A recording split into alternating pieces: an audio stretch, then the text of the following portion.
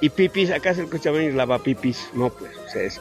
¿Cómo se dice en quechua donde sea? ¿Se dice maipillapis o se dice maillapipis? Primero vamos a escuchar a esta persona, sus fundamentos y luego lo analizamos. Cochabamba, Maipillapis. O sea, eso es lo correcto. Viva Cochabamba, Maipillapis. Y los cochabambinos cantan mal, dicen Maillapipis. O sea, si traducimos, Mailla es lavar.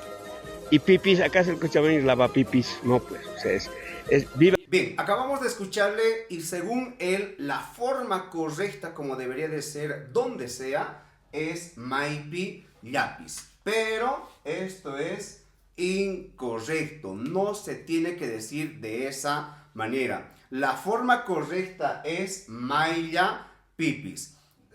Según la explicación del señor, dice que es incorrecto esta palabra porque mailla significa lavar, efectivamente.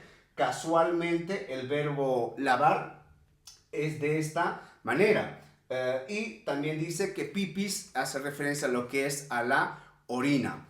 Pero en esta palabra no significa ni lavar, tampoco la orina. Porque si nosotros dividimos esta palabra, primero tendríamos la palabra mai, que es el pronombre relativo, donde, y tenemos lo que es el sufijo ya y el sufijo pis.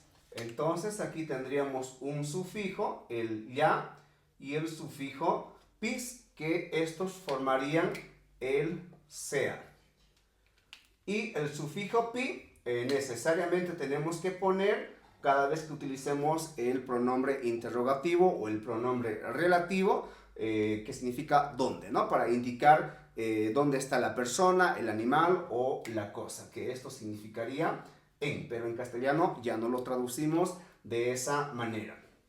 Entonces, esta palabra está compuesta de esta manera y no como dice el señor que mailla, que significa lavar, y el pipis, que significa la orina. Eso es algo incorrecto.